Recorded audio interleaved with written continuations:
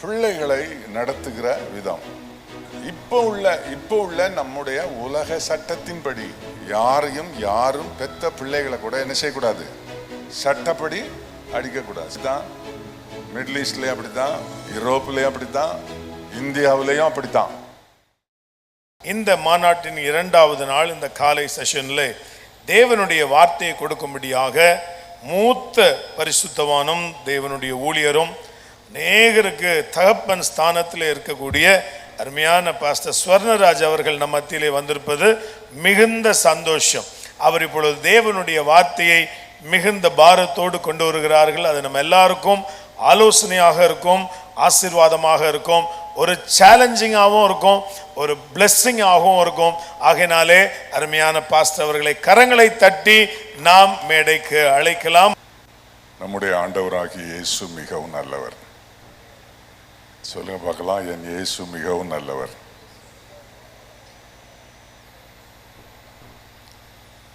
சொல்லப்பட வேண்டாத நாமங்கள் எல்லாம் உறக்க சொல்லப்படுகிற இந்த காலத்தில் சொல்லப்பட வேண்டிய ஒரே நாமம்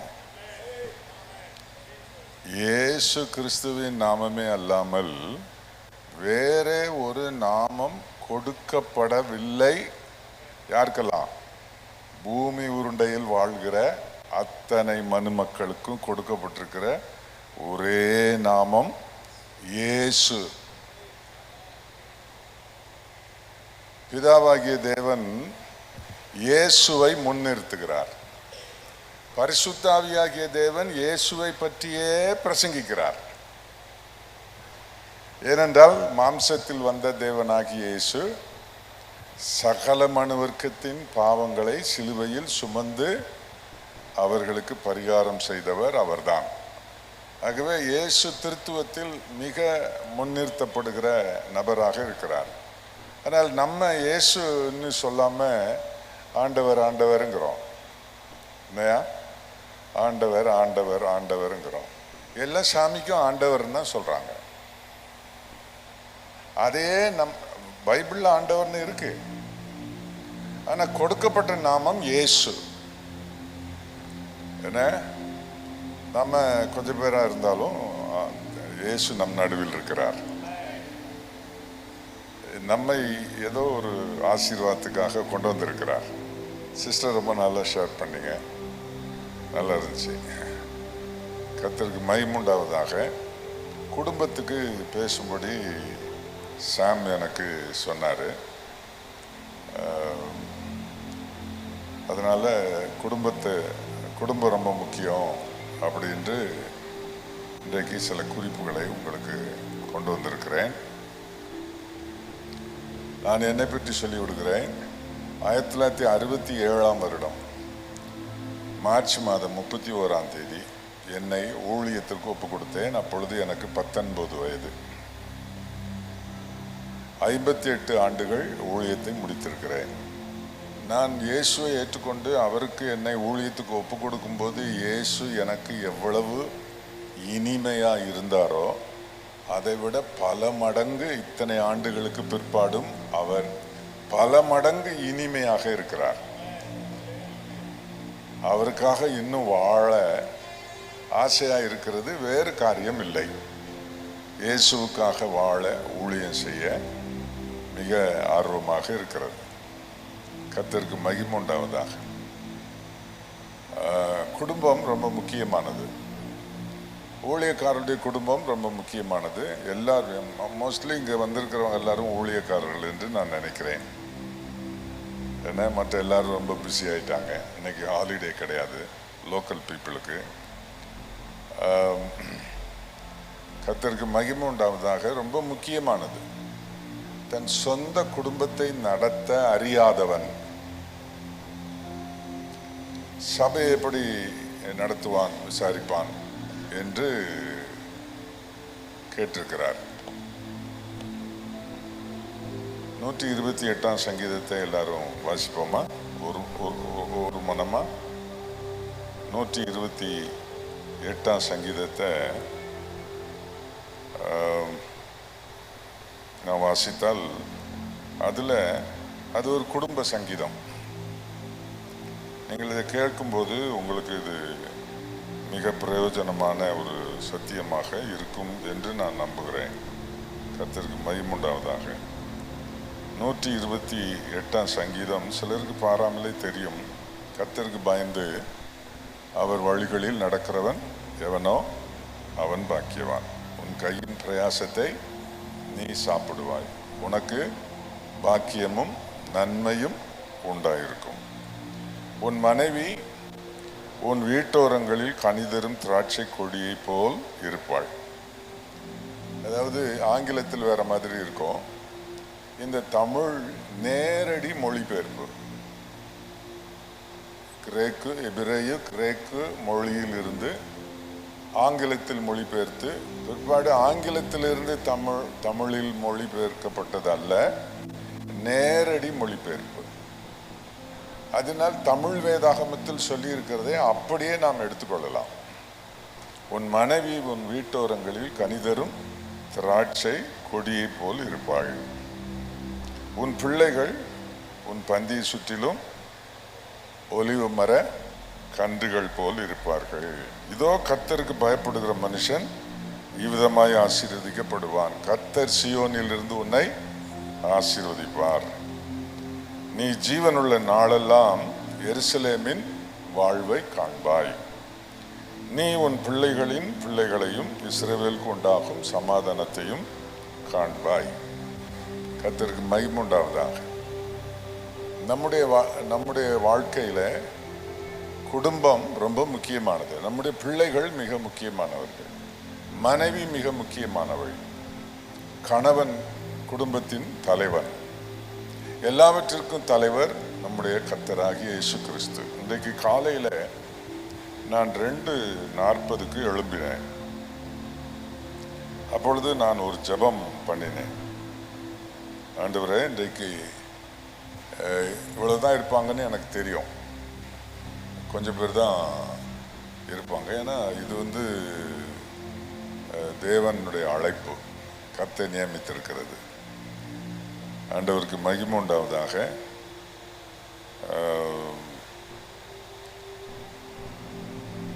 அப்பொழுது நான் ஜெபிக்கும் போது நான் சொன்னேன், நான் பேசவே கூடாது, என் வாயை உமக்கு கொடுத்து விடுகிறேன். என் வாயை ஆவியானவரே, உமக்கு வாய் கிடையாது, ஆனால் என்னிடத்தில் வாய் இருக்கிறது. என்னை பிரசங்கிக்க நீர் என்ன உமது சார்பில் பேசும்படி சாம் ராஜ்குமார் அழைத்திருக்கிறார். அதனால இந்த நேரத்தில் நான் அழைக்கப்பட்ட பிரசங்கியார். ஆகவே என் வாயை நீர் உமது வாயாக்கி கொண்டு என் வாயின் வாயிலாக நீர் யாவரோடும் பேச வேண்டும். எத்தனை பேர் வந்திருந்தாலும் சரி, நீர் அவர்களோடு பேச வேண்டும் என்று ஜெபம் பண்ணினேன். அதுக்கு ஒரு கன்ஃபர்மேஷன் எனக்கு கிடைத்தது. அந்த உறுதியோடு நான் இன்றைக்கு உங்களுக்கு முன்பாக நிற்கிறேன். கர்த்தருக்கு பயந்து அவர் வழிகளில் நடக்கிறவன், நடக்கிறவள் என்று சொல்லலை, நடக்கிறவன். ஹெட் ஆஃப் த ஃபேமிலி ரொம்ப முக்கியமானவங்க. ஆனால் குடும்பங்களில் பார்த்தீங்கன்னா, கிறிஸ்தவ சமுதாயத்தில் பார்த்தீங்கன்னா, பெண்கள் தான் ரொம்ப பக்தி உள்ளவர்கள். ஊழியக்காரரானாலும் சரி, சாதாரண விசுவாசிகளானாலும் சரி, பெண்கள் தான் ரொம்ப பக்தியாக இருப்பார்கள். நான் இன்றைக்கு பெரம்பூரில் 9:30 மணிக்கு கிளம்பினேன் காரில். வழி நடுக வேளாங்கண்ணி ஊர்வலம், ஜனங்கள் பாத யாத்திரையாக போகிறார்கள் சாலையில். அவர்களில் 90% பெண்கள். இந்த விக்கிரக கோயில்களில் பார்த்தீர்கள் என்றால், பாத யாத்திரை போகிறவர்களில் கிட்டத்தட்ட 80% பெண்கள். கிறிஸ்தவ சபைகளில் நீங்க போய் பார்த்தீங்கன்னா, அந்த சபையில் இருக்கிற மக்களில் 75% மேல் பெண்கள் இடத்தை நிரப்பி விடுவார்கள். இந்த ஆண்களுக்கு என்னாச்சு? ஆனால் வேதமோ ஆண்களுக்குத்தான் முக்கியத்துவம் கொடுக்கிறது. வேதம் ஆண்களுக்குத்தான் முக்கியத்துவம் கொடுக்கிறார். இயேசு தாம் தெரிந்து கொண்ட 12 சீடர்களிலே ஒரு மரியாளை சீடராக, அப்போஸ்தலனாக அவர் அழைக்கவில்லை. அதுக்கு பிற்பாடு அவர்களுக்கு ஊழியம் கொடுக்காமல் இல்லை. ஆனால் அப்படி தேவன் ஆண்களை முக்கியப்படுத்துகிறார். கர்த்தருக்கு பயந்து அவர் வழிகளில் நடக்கிற ஒரு மனுஷன், அவன் குடும்பம் எப்படி இருக்கும், அவன் மனைவி எப்படி இருப்பாள், அவன் பிள்ளைகள் எப்படி இருப்பார்கள் என்று தெளிவாக சங்கீதம் வேதம் முழுவதிலும் அது இருக்கிறது. 1 தீமோத்தேயு 3ஆம் அதிகாரம் 4ஆம் வசனம், தன் சொந்த குடும்பத்தை நன்றாய் நடத்துகிறவனும் தன் பிள்ளைகளை சகல நல்லொழுக்கம் உள்ளவர்களாக கீழ்ப்படிய பண்ணுகிறவனுமாய் இருக்க வேண்டும். ஒருவன் தன் சொந்த குடும்பத்தை நடத்த அறியாதிருந்தால் தேவனுடைய சபையை எப்படி நடத்துவான்? இதெல்லாம் நம்ம கேட்ட வசனங்கள், நமக்கு தெரியும். ஆனால் நம்ம எப்பவுமே பிராக்டிக்கலுக்குள்ளே வரணும். அதாவது நடைமுறையில் நாம் இதற்கு நம்மை சரி செய்து கொள்ள வேண்டும். பிரசங்கிப்பதற்கு தான் வேதம், பிரசங்கிப்பதற்கு தான் எல்லாம் என்று இதை பிறருக்கு கொடுக்கிற ஒரு அனுபவத்தில் தான் நாம் இருக்கிறோம். கர்த்தருக்கு ஸ்தோத்திரம். நான் ரொம்ப கோபக்காரன்.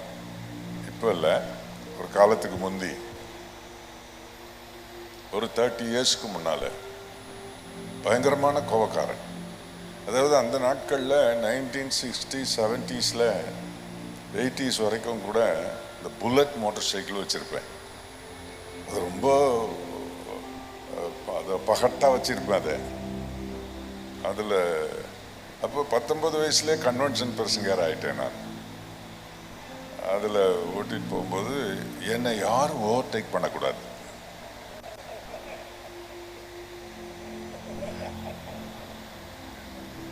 ஓவர்டேக் பண்ணால் எனக்கு ஒரு மாதிரி இருக்கும். அதிலும் ஓவர்டேக் பண்ணாலும் என்னை திரும்பி பார்த்துட்டான்னா, அவன் போகிற ரூட்டு என் ரூட்டு இல்லாட்டாலும் நான் அவனை விரட்டிட்டு போய் அவனை மடக்கி ஒரு சிரிப்பு சிரிச்சுட்டு அப்புறம் தான் என் வழியில் போவேன். சாயங்காலம் பிரசங்கம் பண்ணுவேன். ஜனங்க அழுது ஒப்பு கொடுப்பாங்க. நான் நினச்சிக்கிட்டேன் ஊழியர்களுக்கு இப்படியெல்லாம் இருந்தாலும் அவர் கண்டுகிடுறது இல்லை போலக்கு, தேவன் கண்டுகிடுறது இல்லை அப்படின்னு நான் நினச்சி அதை உற்சாகமாக செய்துக்கிட்டு இருந்தேன். ஐயோ, பிரசங்கம் என்னமா வருன்றீங்க. அப்போ ஒரு நாள் நான் தனி ஜெபம் ரொம்ப முக்கியங்க ஊழியக்காரர்களுக்கு. அதில் தான் கர்த்தர் நம்ம கூட பேசுவார். நான் தனி ஜெபம் பண்ணிக்கிட்டு இருக்கும்போது, எப்போ விடிய கால ஜெபம் இந்த 58 வருஷத்தில் ஒரு நாள் கூட விட்டதில்லை. விடிய காலையில் ஜெபம் பண்ணும்போது அவர் சொன்னார், சொன்ன ரஞ்சினி சரியில்லைன்னார். கர்த்தர் உங்களோட பேசுகிறாரா? யாரோடலாம் பேசுகிறார் கர்த்தர்? கை வைத்துங்க.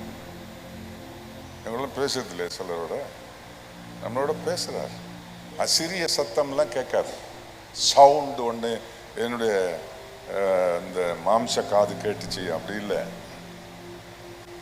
அவருடைய ஆவி, நான் என்னுடைய அந்த ஹியூமன் ஸ்பிரிட்டோட காட் ஸ்பிரிட் என்ன செய்யும்? பேசும்.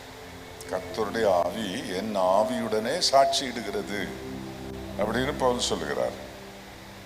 நான் நித்திரை பண்ணினேன், என் இருதயமோ விழித்திருந்தது. கதவை தட்டுகிற நேசரின் சத்தம் கேட்டதுன்னு இந்த அம்மா சொல்றாங்க. நம்ம தூங்குவோம், இந்த பிசிக்கல் பாடி தூங்குவோம், ஆனா உள்ளம் ஆத்துமா தூங்காது. அது தேவனோட கனெக்ட்ல இருக்கும். இந்த அனுபவம் தான் உண்மையான ஒரு தேவ பிள்ளைகளுக்கு இருக்கிற அனுபவம். எனக்கு அது ஆரம்பத்தில் இருந்தே இருந்தது. அப்போ கர்த்தர் பேசுறது எனக்கு தெரிஞ்சுது. அவர் சொன்னா நீ சரியில்லை அப்படின்னா. என்ன சரியில்லை? இப்படித்தான் பேச்சு எங்களுக்குள்ள. என்ன சரியில்லை? நேற்று தான் பிரசங்கம் பண்ணேன், ஜனங்கள்லாம் அப்படி அழுது ஒப்பு கொடுத்தாங்க. அந்த பாஸ்டர்களுக்கு அவ்வளோ சந்தோஷம் என் மேலே. நீர் என்ன எப்படி சொல்றீரு அப்படின்னா, அது வந்த ஜனங்களுக்கு உன்னை பிரசங்கரை நியமிச்சிட்டாங்க. வந்த ஜனங்க ஆர்வமாக வந்தாங்க, அவங்களுக்கு பேசணும் இல்லையா, அதனால நான் பேசினேன். அதனால நீ யோக்கியன்னு நினைச்சிடாத, நீ நிறைய விஷயத்துல திருந்தணும் அப்படின்னு சொன்னார். சரி, அவர்கிட்ட ரொம்ப ஆர்கியூ பண்ணக்கூடாதுல்ல. சரி, என்னதான் திருந்தணும், எப்படி திருந்தணும், எனக்கு கொஞ்சம் சொல்லி கொடுங்க அப்படின்னு. சரி, நான் சொல்றபடி செய். நான் திரும்ப சொல்ற வரைக்கும் நீ மத்தேயு சுவிசேஷம் 5, 6, 7 3 அதிகாரத்தை தான் வாசிக்கணும். இந்த 3 அதிகாரத்தில் இருந்து தான் பிரசங்கம் பண்ணணும். கன்வென்ஷனுக்கு போனாலும் சரி, ஞாயிற்றுக்கிழமை சர்ச்சில் இருந்தாலும் சரி, இதுல இருந்து தான் நீ பிரசங்கம் பண்ணணும் அப்படின்னு சொன்னார். உங்களுக்கு தெரிஞ்சு போச்சு இப்பவே அதுல என்ன இருக்குது அப்படின்னு. ஒரு நாள் நான் பிரசங்கம் பண்ண போறதுக்கு தலைப்பு என்னன்னா, சாந்த குணமுள்ளவர்கள் பாக்கியவான்கள். அது நம்ம கிட்ட சுத்தமா கிடையாது. அப்ப நான் ஜெபம் பண்றேன், ஆண்டவரே என்கிட்ட கொஞ்சம் கூட சாந்த குணம் இல்லையே, யாராவது பேசிட்டா நானும் சத்தமா பேசி விட்டுறேன், எவ்வளவு பெரிய ஆட்கள்னு பார்க்க மாட்டேங்கிறேன் இப்படி. அப்போ ஆவியானவர் சொன்னாரு, வர்ற ஜனங்களுக்காக வா உன்னை பிரசங்கம் பண்ண சொல்றேன், உனக்காகவே நீ பிரசங்கம் பண்ணிக்கோ. அது மற்றவங்களுக்கு எப்படி பிரயோஜனமா இருக்குதுன்னு அப்புறம் பார்க்கலாம். அது உனக்காகத்தான் அதை பேச சொல்றேன். உன்னை திருத்துறது தானே என்னுடைய நோக்கம். நீங்க கவனிங்க, நம்ம எல்லாரும் நல்லவங்களா இருக்கிறதுனால கர்த்தர் நம்மளை யூஸ் பண்றது இல்லைங்க. யூஸ் பண்றது யோசிச்சு பாருங்க. நம்ம எல்லாம் நல்லவங்களா இருக்கிறதுனாலயா அவர் யூஸ் பண்றாரு? அவர் நம்மளை அழைச்சார் இல்லைங்களா? அவர் அழைச்சாரு. பர்ஃபெக்டா இருக்கிறேன்னு சொல்லி அழைக்கல, இவனை சரி பண்ணிடலான்னு நம்பி அழைச்சாரு. இவன் இப்படித்தான் இருக்கிறான், ஆனா என்கிட்ட கொண்டு வந்துட்டா அவனை நான் குயவன் அல்லவா, எதை எப்படி தட்டணும், எங்க எப்படி செய்யணும் அதெல்லாம் நான் செய்திருவேன். இயேசு நம்முடைய தேவன் கைவிடுறதே இல்லை. நான் உன்னை விட்டு விலகுவதும் இல்லை. ஏன்னா நான் யோக்கியனா இருக்கிறதுனால அவர் கைவிடலன்னு இல்லை. நிறைய சேட்டைகள் நம்ம கிட்ட இருக்கு, ஆனாலும் அவர் சொன்ன வார்த்தையின்படி அவர் நம்மளை கைவிடுறதே இல்லைங்க. கொஞ்சம் யோசிச்சு பாருங்க, என்ன சேட்டை எல்லாம் பண்றோம். மைக்கை எடுத்துட்டா என்ன அப்படி பேசும்போது அப்படி பெரிய ஆள் மாதிரி. கர்த்தர் நம்மளை கிருபையா யூஸ் பண்றதுக்காக ஸ்தோத்திரம். இயேசுநாதர் ஒரு உதாரணம் சொன்னார். இயேசுநாதர் கதை எழுதி வச்சு அவன்கிட்ட இருந்து கதையை வாங்கி அவரு கேட்கல. என்ன, யாரும் தூங்கக்கூடாது, என்ன கண்ணு மூடியும் ஜெபம் பண்ணக்கூடாது. நீ ஜெபம் பண்ணனா விழிப்பா இருந்து ஜெபம் பண்ணணும். கண்ணு இந்த முண்டை கண்ணு தெரியணும். கொஞ்சம் பேர் தானே இருக்கிறோம், அதனால ரொம்ப கேர்ஃப்ரீயா அப்படியே நம்ம ஆண்டவர் சமூகத்தில் இருப்போம். அல்லேலூயா, கர்த்தருக்கு ஸ்தோத்திரம். இயேசுநாதர் அவர் பேசிக்கிட்டே இருக்கும்போது அவருக்குள்ள, அதாவது சில காரியங்கள், அதை உதாரணம் விதைக்கிறவங்க இது அப்படி சொன்னார். ஒரு தகப்பனுக்கு 2 பிள்ளைங்க இருந்தாங்க.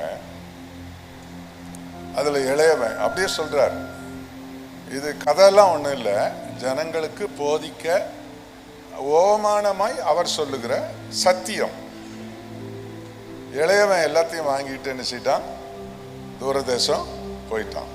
எல்லாம் நான் தான் கொடுத்தேன், என்கிட்ட தான் கேட்டான், நான் தான் அவனுக்கு கொடுத்தேன், என்னுடையதுதான் அவன்கிட்ட இருக்கு, அதை எடுத்துக்கிட்டு தான் தூரமா போயிட்டான். இல்லை நம்மளும் அதை தாரும் இதை தாருன்னு கேட்குறோம், கொடுத்துட்றாரு. அப்புறம் அதுக்கு ஃபெய்த்ஃபுல்லாக நம்ம இருக்கவா செய்கிறோம். தூரதேசம் போயிட்டான்.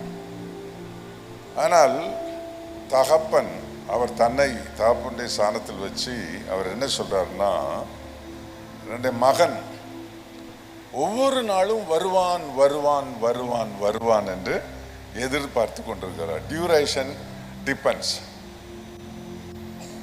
ஒவ்வொருத்தரை பொறுத்தது. அவன் எத்தனை நாளில் வந்தான் அதையெல்லாம் அவர் சொல்லலை. அவன் எப்போ வந்தான்னா, அப்பா கிட்ட வாங்கினதை எல்லாம் அழிச்சு நாசம் பண்ணி உதாரியாகி கெட்டு சீரழிந்து என்ன சாப்பாட்டுக்கு வழி இல்லாமல் வேலை தேடி திரிந்து பன்றிகளை மேய்த்து பன்றிகளோட உழண்டு இதுக்கு எவ்வளவு நாள் ஆச்சு அப்படின்னு ஒரு டியூரேஷன் அங்கே சொல்லப்படலை. நம்ம வாழ்க்கையில் அப்படித்தான். அப்போ அவன் அங்கே என்ன செய்கிறான் என்றால், எங்க அப்பா கூட இருக்கும்போது நான் எப்படி இருந்தேன் அப்படின்னு அவன் யோசிக்கிறான். அதை யோசித்த உடனே அவனுக்கு அப்பா கிட்ட போகணும்னு ஒரு எண்ணம் வருது. இது இயேசுநாதர் சொன்னது. அவன் தூரத்துல வர்றத கண்ட உடனே அந்த லூக்கா 15ஆம் அதிகாரத்துல பாருங்க, தகப்பன் தன் வீட்டில் இருந்து இறங்கி ஓடி அவனை கட்டி பிடிச்சி, நாத்தம் பிடிச்சவனை கட்டி பிடிச்சி முத்தம் கொடுத்து, அவனை குளிப்பாட்டி புது ட்ரெஸ் கொடுத்து, அவனுக்கு என்னென்ன அலங்காரம் பண்ணணுமோ அலங்காரம் பண்ணி, அண்ணனுக்கு இப்ப பிடிக்கல. அண்ணனுக்கு நம்ம ஊர்ல நிறைய அண்ணாச்சிங்க இருக்கிறாங்க. ஒரு தவறு செய்த ஒருவனை கர்த்தர் யூஸ் பண்ணும்போது அவனை தெரியாதா எனக்கு, அவன் எப்படிலாம் இருந்தான்னு எனக்கு தெரியாதா, அண்ணன் சொல்லுவார், மூத்தவங்க சொல்றது இது. ஆனா இயேசுநாதர் மனம் திரும்புற நம்மள அவருக்கு ரொம்ப பிடிக்கும். நான் தவறு செய்துக்கிட்டு இருந்தேன், இப்போ நான் மனம் திரும்பிட்டேன். அதுக்கு காரணம் ஆண்டவர் தான். கர்த்தர் மன்னிச்சு ஏத்துக்கிட்டாரு, அவனுக்காக எல்லாம் செய்தார். நம்ம ஒவ்வொருத்தர் மேலையும் இப்படி அவர் நம்பிக்கை வச்சிருக்கிறார். இன்னும் சில ஜென்ம சுபாவம் நம்மளை விட்டு போல பாருங்களேன். கோபம், ரொம்ப கோபம் கொள்ளலாம், பாவம் செய்யக்கூடாதுன்னு தான் சொல்லியிருக்கு. அதனால கோபம் இருக்கட்டும், பாவம் தான் இருக்கக்கூடாது. கோபம் வந்து பாவம் செய்யாத ஆள் யாரு? இப்படி நிறைய விஷயங்கள்ல நம்ம திருந்த வேண்டியது. திருந்த அவர் நம்மளை, இப்போ இவ்வளவு சம்பவங்கள் நடந்தும் அவர் என்ன செய்யல, நம்மளை கைவிடலைங்க, கைவிடலை. அவர் என்ன செய்வார், நான் உனக்கு போதித்து நீ நடக்க வேண்டிய வழியை உனக்கு காட்டுவேன், கண்ணை வைத்து உனக்கு ஆலோசனை சொல்லுவேன். இதெல்லாம் அவர் சொல்றார். கர்த்தர் நம்மளோட பேசுறார். ஆனா அதுல திருந்துறது இல்லை. அப்ப என்ன செய்யறாருன்னா அடுத்த மெத்தடு சிட்சிக்கிறார். பைபிள்ல இருக்கு இல்லையா, தகப்பன் தான் நேசிக்கிற புத்திரனை சிட்சிக்கிறது போல அப்படியே கர்த்தரும் யார்கிட்ட அன்பு கூறுகிறாரோ சிட்சிக்கிறார். சில கஷ்டங்கள் வந்தா நம்ம என்ன செய்யறோம்னு சொன்னா, ஊழியம் செய்தா இப்படிலாம் கஷ்டங்கள் வரத்தான் செய்யும். இல்ல, நீ செய்ததுக்கு அவர் கொடுத்த அடி அது. அப்படி நினைக்கிறது இல்லை. என் வாழ்க்கையில இப்படி ஒண்ணு வந்திருக்குத, இது என்ன ஆண்டவரே அப்படின்னா, நீ இப்படி இப்படி இருந்தல்ல, அதுக்கு உனக்கு கொடுத்துருக்குறேன் நான் அப்படின்னு ஆண்டவர் தெளிவா சொல்லுவார். இப்ப அப்படி இல்லை, பாட்டெல்லாம் அப்படித்தானே கட்டுறாங்க. யாருமே இல்லை ஆண்டவர். யாராவது இருந்திருந்தா? அப்படி இல்லை. கர்த்தருக்கு பரிதாப பாட்டுகள்லாம் ரொம்ப ஆயிடுச்சு. இப்போ நம்ம கவனிக்க வேண்டியது என்னன்னா, என்ன திருத்த அவருக்கு முடியும் என்று நம்பிக்கை என் மேல அவர் வச்சிருக்கிறதுனால என்ன அவர் கைவிடலை. என்ன பண்றாரு தெரியுமா? நான் திரும்ப தொடர்ந்து சேட்டை பண்ணா அப்படி வலது கையில அப்படி தூக்கி பிடிச்சி ஒரு அடி. கைவிடலை, கை பிடிச்சிருக்காரு. ஆனா என்ன விழுது? அடி விழுது. எதிர்பாராத சம்பவங்கள் நடக்கிறது. சபைகளில் சில பிரச்சனைகள் வருகிறது, பொருளாதாரத்தில் சில நெருக்கடி வருகிறது, ஆரோக்கிய கேடு வருகிறது, சில நிந்தைகள் வருகிறது, சில அவமானங்கள் வருகிறது, அநியாய பழிச்சொற்கள் வருகிறது. இவைகளெல்லாம் ஏன் அப்படின்னு கேட்டா அதுக்கு அவர் பதில் சொல்லுவார். ஸோ இப்போ நம்மளை தேவன் அதிகமா நேசிக்கிறார். இந்த கிருபையில தான் நான் ஓடிக்கிட்டு இருக்கோம். நான் இப்போ எப்படின்னா முழுவதும் திருந்திட்டேன் அப்படி இல்லை, முன்ன விட பரவாயில்ல. முன்ன விட இப்போ பரவாயில்ல. இன்னும் என்ன செய்யறேன், நான் திருந்திக்கிட்டே இருக்கிறேன். பூரணராகும்படி கடந்து போய்கிட்டே இருக்கிறோம்.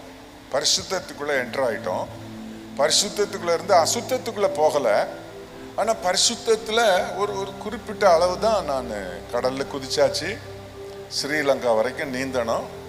இப்ப நீந்தி இருக்கிறது ஜஸ்ட் ஒரு 2 கிலோமீட்டர்ஸ். இன்னும் நான் நீந்த வேண்டியது நிறைய இருக்குது. பரிசுத்தம் ஒரு கடல், அதற்குள்ள வந்துட்டோம். பரிசுத்தத்துக்குள்ள குதிச்ச உடனே பூரண பரிசுத்தம் ஆகிறது இல்லை. நமக்குள்ள இன்னும் கடந்து போக வேண்டியது தூரம் இருக்குது. நீந்திக்கிட்டே இருக்கிறோம்.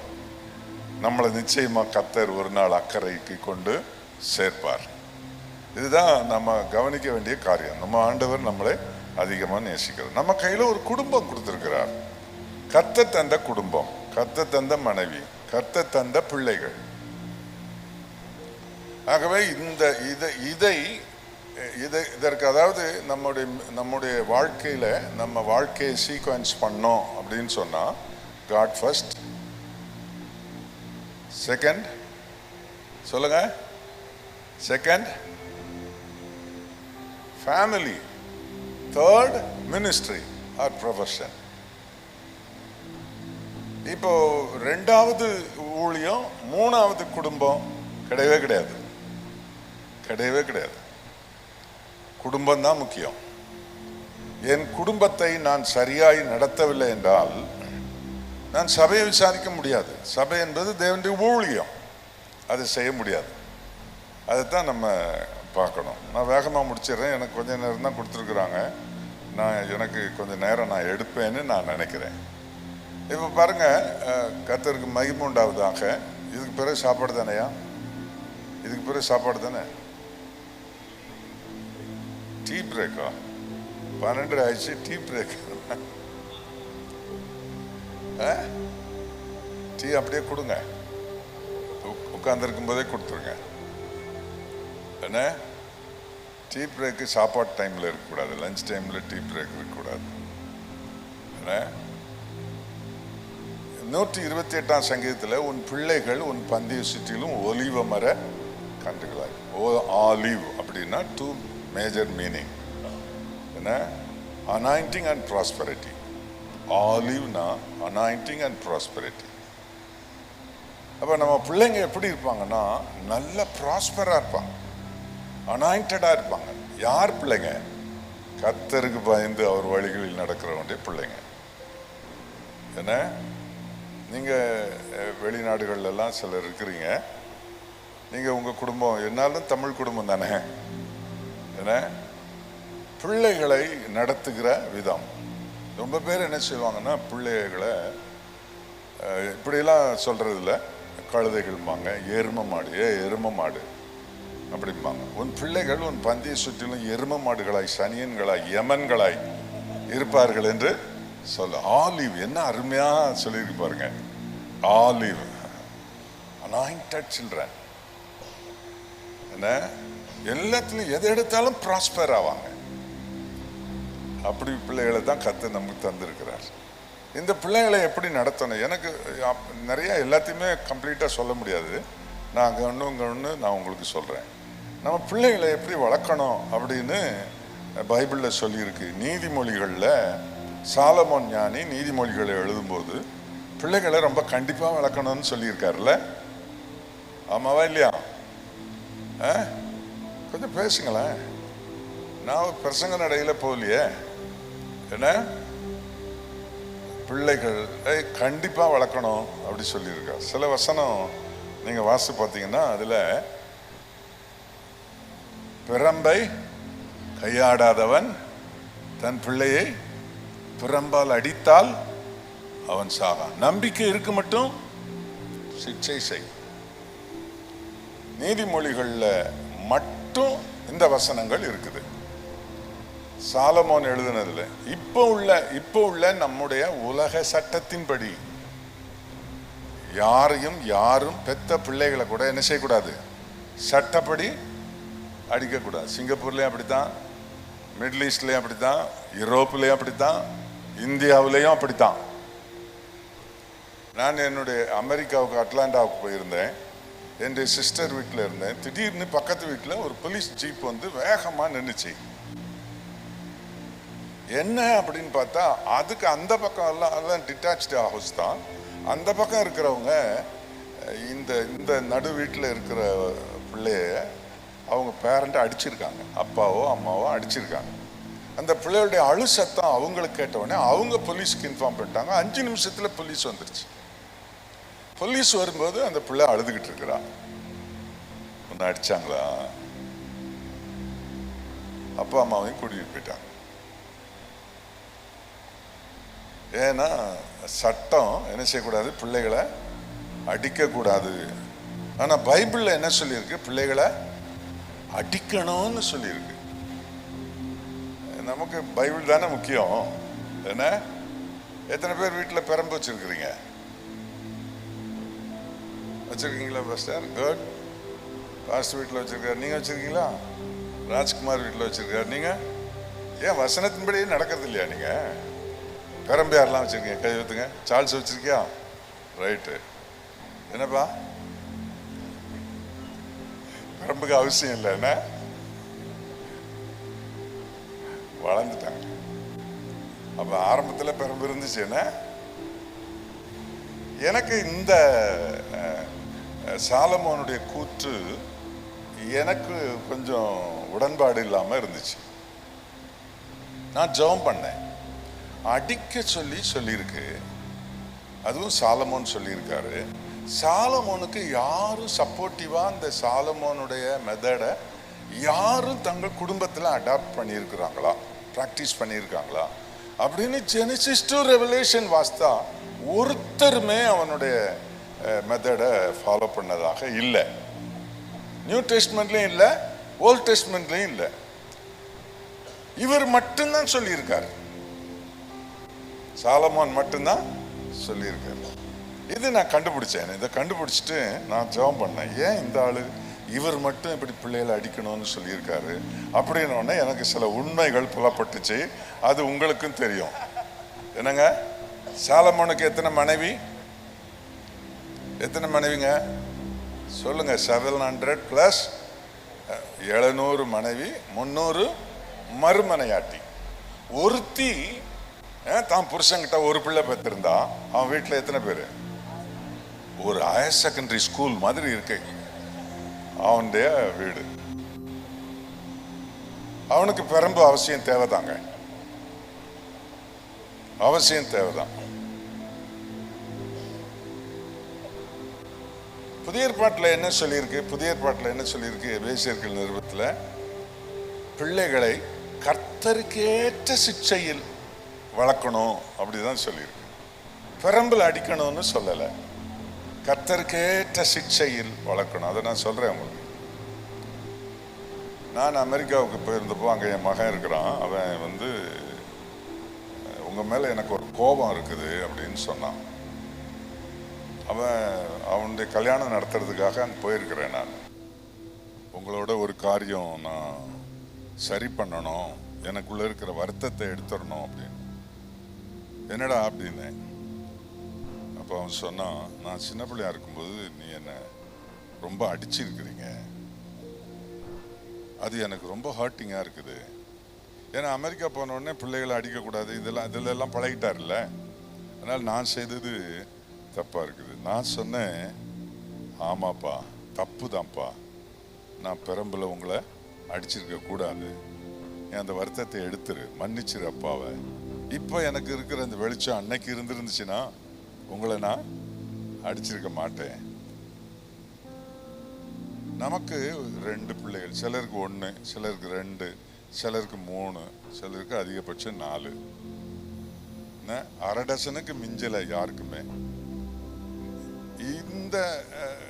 இந்த கொஞ்சமா இருக்கிற இந்த பிள்ளைகளுக்கும் சாலமோன் மெத்தடா. சாலமோன் என்னன்னா, அப்பா அப்படின்னு ஒரு பையன் அவர்கிட்ட போனா, உன் பேர் என்ன, உங்க அம்மா பேர் என்ன? ஏன்னா 1000 பொண்டாட்டியில எவளுக்கு இவன் பிறந்தான்னு அவனுக்கு தெரியாத.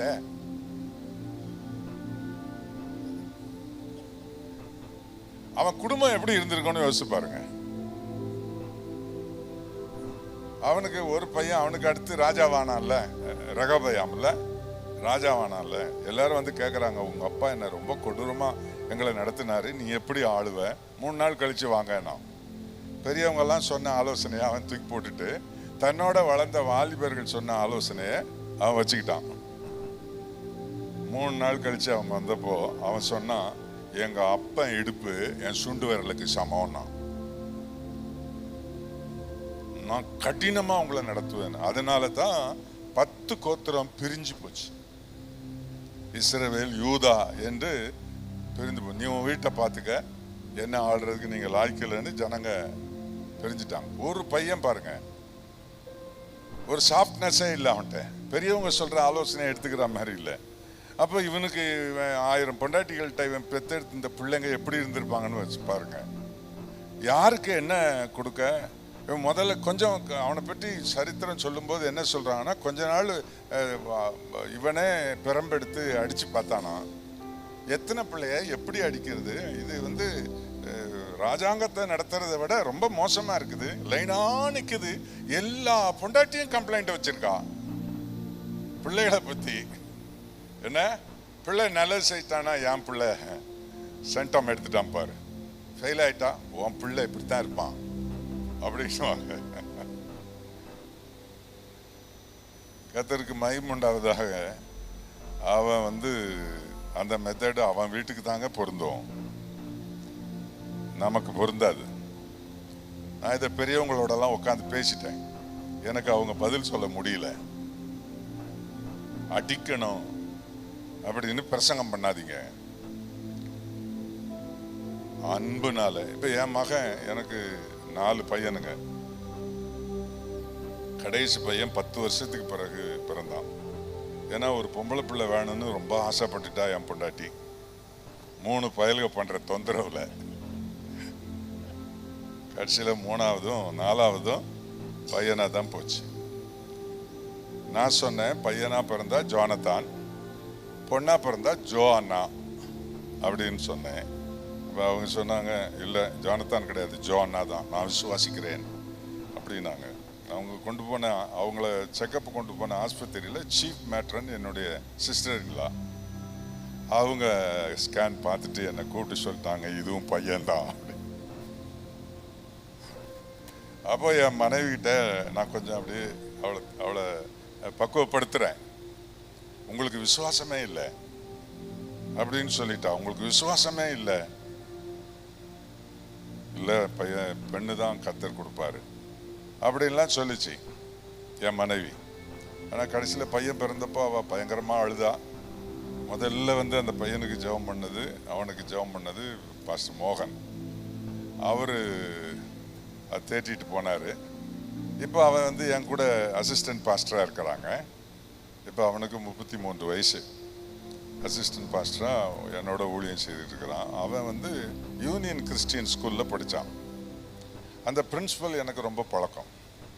அவங்க எனக்கு அடிக்கடி ஃபோன் பண்ணுவாங்க, உங்கள் பையன் அவனும் படிக்க மாட்டேங்கிறான், யாரையும் படிக்க விட மாட்டேங்கிறான், கிளாஸில் பேசிக்கிட்டே இருக்கிறான், சேட்டை பண்ணிக்கிட்டே இருக்கிறான், அவன் என்ன சொன்னாலும் கேட்க மாட்டேங்கிறான். இப்போ அவனை கூப்பிட்டு நான் சொன்னேன், எப்போ அப்படி கம்ப்ளைண்ட் வருது அப்படின்னு சிரிச்சுக்கிடுவான். திரும்பவும் கம்ப்ளைண்ட் வரும். அடிக்கடி கம்ப்ளைண்ட் வந்ததும் ஒரு நாள் நான் அவன்கிட்ட சொன்னேன், ஜானத்தானுங்க வா, இன்னைக்கு காலையில் 6 மணிலேருந்து சாயங்காலம் 6 மணி வரைக்கும் 12 மணி நேரம் நான் உன் கூட பேச மாட்டேன், நீ என் கூட பேசக்கூடாது. இந்த காலத்து பிள்ளைகளுக்கு சொன்னால் 12 மணி நேரம் என்ன, 12 வருஷம் கூட நீங்கள் பேசாமல் இருங்க, அதை பற்றி எங்களுக்கு கவலை இல்லைன்றுவாங்க. ஆனால் என் மகன் என்ன பண்ணான்னா, ஓடி வந்து என் கழுத்தை கட்டி பிடிச்சி அவன் சொன்னான், அடிச்சிருங்கப்பா, உங்ககிட்ட பேசாமல் என்னால் இருக்க முடியாது அப்படின்னு அழுது சொன்னான். அன்னையோட அந்த பிரச்சனை கொஞ்சது. நம்முடைய பிள்ளை வளர்க்கிற அந்த தன்மை, அந்த சாஃப்ட்னஸ், அந்த வசனத்தின்படி வசனத்தை போதித்து வளர்க்கிற அந்த நிலையில் நம்முடைய பிள்ளைகள் மெய்யாகவே அவர்கள் ஒலிவ மர கன்றுகளாக இருப்பார்கள், ஆசீர்வாதமான பிள்ளைகளாக இருப்பார்கள். இதில் அவன் அப்படி போயிட்டான், என் பிள்ளை இந்த தப்பு பண்ணுறான், என் பொண்ணு இந்த மாதிரி போயிட்டா, அப்படி போயிட்டா, இப்படி போயிட்டான்னு நீங்கள் சொன்னீங்கன்னா உங்களுக்கு கொடுக்கப்பட்ட ரெஸ்பான்சிபிலிட்டியை நீங்கள் சரியாக செய்யலைன்னு உங்கள் மேலே பைபிளும் பிளேம் பண்ணும், கர்த்தரும் பிளேம் பண்ணுவார், சமுதாயமும் பிளேம் பண்ணும். பிள்ளை வளர்த்துருக்குறாங்க பாரு, அப்படி தான் சொல்லுவாங்க. நான் என்னுடைய பிள்ளைகள் வளர்ந்துட்டாங்க. இப்போல்லாம் கண்டிக்க முடியாதுல்ல, வளர்ந்துட்டாங்க, கடன்னு தோளுக்கு மேலே வளர்ந்துட்டான். இப்போது காலேஜில் இருந்து கம்ப்ளைண்ட் வருது. என் மகன் மூத்தவன் பச்சையப்பாஸ் காலேஜில் படித்தான். பச்சையப்பாஸ் காலேஜ் ஏன்னா சென்னையிலேயே பச்சையப்பாஸ் காலேஜுன்னா உங்களுக்கெல்லாம் தெரிஞ்சிருக்கோம். அதில் படித்து ஒரு நல்லவனாக ஒருத்தன் வெளியே வர்றது கூடாத ஒரு காரியம். அவன் அங்கே தான் படிப்பேன்ட்டான். ஆனால் நிறைய சேட்டைகள். நான் நடுராத்திரி எழுந்து போய் ஒவ்வொரு பிள்ளைகள் படுக்கைக்கு முன்னால் முழங்கால் போட்டு அவங்க தலையில் கை வச்சு, இவங்க எவ்வளவு தீமைகள் நிறைந்த இடத்துக்குள்ளே போகலாம், ஆனால் ஒரு தீமையும் இவங்களை பற்றக்கூடாது, இவங்களை சுற்றி நான் ஒரு மதில் போடுறேன், ஒரு இன்விசிபிள் ஃபென்சிங், சாத்தான் எதையும் இவங்களுக்குள்ள அநேக நாட்கள் அப்படி நான் ஜெபிச்சிருக்கிறேன். இன்னைக்கு எல்லா பிள்ளைகளும் என்னை விட நல்ல பிரசங்கம் பண்றாங்க. கர்த்தருக்கு மகிமை உண்டாவதாக. பல இடங்கள்ல அழைக்கிறாங்க. ரொம்ப அருமையா தேவன் பயன்படுத்துறார். பிள்ளைகள் ஆசீர்வாதமா இருப்பார்கள். நெகட்டிவா இருந்தா உங்க ஜெபத்துல அவர்களை நீங்க திருத்திடலாம், செலுத்த முடியும். கர்த்தருக்கு ஸ்தோத்திரம். இப்போ நான் குடும்பத்தில் கணவன் மனைவி என்கிறதுல வேகமா சில குறிப்புகளை சொல்லி நான் முடிக்கிறேன். அன்பு கூற வேண்டும் இல்லையா? அது பைபிள்ல நிறைய வசனத்துல அன்பு கூற வேண்டும். நிறைய விஷயங்கள் இருக்குங்க. அதெல்லாம் இப்போ பேசிக்கிட்டு இருக்க டைம் இல்லை. அதாவது 2 கொரிந்தியர் 2:8, இப்படி எபேசியர் 5:25, 5:27, இப்படி நிறைய விஷயங்கள்ல அன்பு கூறணும் அப்படின்னு சொல்றாங்க. கணவன் மனைவியில அன்பு கூறணும். மனைவி கணவனுக்கு கீழ்ப்படியணும். இப்ப அன்பு கூறணும் அப்படின்னு சொன்னா இதுதாங்க கிறிஸ்தவமே அன்புல தான் இருக்குது. அன்பு இல்லாம திறமைகள், தாளந்துகள் இதெல்லாம் நிறைய செயல்படுத்துது. அன்பு மட்டும் இல்லாம போயிருது. அன்பு தான் ரொம்ப முக்கியமானது. கர்த்தருக்கு மகிமை உண்டாவதாக. குடும்பத்துல 2 கொரிந்தியர் 2:8 அந்தபடி உங்கள் அன்பை அவனுக்கு காண்பிக்கும்படி உங்களை வேண்டிக் கொள்ளுகிறேன். அன்பை என்ன செய்யணுமா? காட்ட சொல்லி பைபிள் சொல்லுது. அன்பை காண்பிக்கும்படி உங்களுக்கு நான் சொல்றேன் அப்படின்னு பவுல் சொல்றார். அன்பை அவனுக்கு காட்டு. இதுல நாம லேவியராகமம் 19:18 பழிக்கு பழி வாங்காமலும் உன் ஜனபுத்திரர் மேல் பொறாமை கொள்ளாமலும் உன்னில் நீ அன்பு கூறுவது போல பிறனிலும் அன்பு கூறுவாயாக. அன்பு பழி வாங்காது, அன்பு பொறாமைப்படாது. பழி வாங்காத, பொறாமைப்படாத அன்பு கூற வேண்டும் இல்ல? இங்க சங்கீதம் 97:10 கர்த்தரிடத்தில் அன்பு கூறுகிறவர்களே தீமையை வெறுத்து விடுங்கள் அப்படி சொல்லி. கர்த்தரிடத்தில், மனுஷரிடத்தில் அன்பு கூறுகிறவர்களே தீமையை வெறுத்து விடுங்கள் அப்படி சொல்லியிருக்கு. அப்ப அன்பு கூறுகிறவர்கள் தீமையை வெறுக்கிறவர்களாக இருக்கணும். தீமையை நாம் வாழ்க்கையில் வச்சிருக்க கூடாது. இதெல்லாம் தீமைன்னு உங்களுக்கு தெரியும். இது ரொம்ப முக்கியமான ஒரு காரியம். ஒரு நாள் எங்க சபையில இருக்கிற ஒரு தம்பதி என்ன பார்க்கணும் அப்படின்னு சொன்னாங்க. அவங்க ஒரு நல்ல படிச்ச நல்ல பெரிய உத்தியோகத்தில் இருக்கிறவங்க. உங்களை பார்க்கணும் பாஸ்டர். சரின்னு சொல்லி முடிஞ்ச பிறகு நான் பார்க்குறேன், ஆஃபீஸ் ரூமில் இருங்கன்னு சொல்லியிருந்தேன். போனேன். அந்த அம்மா என்னை பார்த்துட்டு அழுதாங்க. அழுதுட்டு அவங்க நான் விஷயத்த சொல்லுமா அப்படின்னா அந்த அம்மா சொன்னாங்க, இந்த மனுஷனுக்கு, அந்த புருஷனை கை காட்டி, இந்த மனுஷனுக்கு என் மேல அன்பே இல்லை பாஸ்டர் அப்படின்னு சொன்னாங்க. உடனே அந்த ஆளு, அவர் பண்ண ஆக்ஷன் எல்லாம் காட்டுறேன் பாருங்களேன். அந்த ஆளு என்ன சொன்னாரு, ஆமா அன்பு உள்ளத்துல இருக்குது, அன்பை எடுத்து காட்டுவாங்களா அப்படின்னாரு. உடனே அந்த சிஸ்டரை பார்த்தேன். அவர் உள்ளத்துல இருக்கிற அன்பை அவரையே வச்சுக்கிட சொல்லுங்க, அதுல பிரயோஜனம் இல்லை. அது என்ன யூஸ்லெஸ் லவ். ரொம்ப பேர் அன்பை உள்ளத்துல வச்சிருக்காங்களாம். ஆனா பைபிள் என்ன சொல்லுதுன்னா அன்பை காண்பிக்க சொல்லுது. அன்பை காண்பிக்க சொல்லுது. ரொம்ப பேர் அன்பை உள்ளத்துல வச்சிருக்காங்க, அன்பெல்லாம் வெளியே காட்டக்கூடாது அப்படி இப்படின்னு சொல்லி எல்லாம் சொல்லுவாங்க. கிடையவே கிடையாதுங்க. அப்ப அந்த சகோதரனுக்கு நான் சொன்னேன், அன்பெல்லாம் உள்ளத்துல வச்சிருக்க முடியாது. உள்ளத்துல அன்பு இருந்தா வெளியே வரும், பேச்சில வரும், பேச்சில அன்பு வரும், செய்கையில அன்பு வரும், ஒரு கிஃப்ட்ல அன்பு வரும். இதெல்லாம் கண்டிப்பாக வரும். அது ஒன்றும் வரலன்னா உள்ள இல்லைன்னு அர்த்தம். உங்க அன்பு இல்லை அப்படின்னு மனைவி சொல்றது சரிதான், நீங்க அன்பு கூறணும் அப்படின்னு அவங்களுக்கு சொல்ற. ரொம்ப படிச்சவங்கங்க, ஆனா இந்த பிராக்டிக்கல் லைஃப்ல அது இல்லை. அதனால நிறைய காரியங்கள்ல தோல்வி அடைகிறாங்க. சமாதானம் இல்லை, நிம்மதி இல்லை. எங்க சபையில ஒரு சகோதரி, என் புருஷன் என் மேல ரொம்ப அன்பா இருப்பார் பாஸ்டர், ரொம்ப அன்புள்ளவர், எப்படி சொல்ற அப்படின்னு. ஆமா பாஸ்டர், ரொம்ப அன்புள்ள மனுஷன் அவரு அப்படின்னு அந்த அம்மா சொன்னாங்க. சரி, ஒரு உதாரணம் சொல்ல, அவர் ரொம்ப அன்புள்ளவர்னதுக்கு அவருக்கு செய்த ஒரு காரியம் எனக்கு சொல்லு அப்படின்னு. பாஸ்டர், அவர் வேலையிலேருந்து ரொம்ப தூரத்தில் வேலைக்கு போகிறாரு.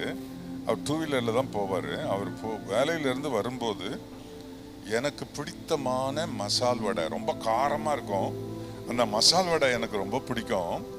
ஆனால் அவர் ஒரு டைவர்ஷன் எடுத்து ஒரு 2 கிலோமீட்டர் உள்ளே போய் அந்த கடையில் வாங்கிட்டு திரும்ப 2 கிலோமீட்டர் அவர் டயர்டாக வருவார்.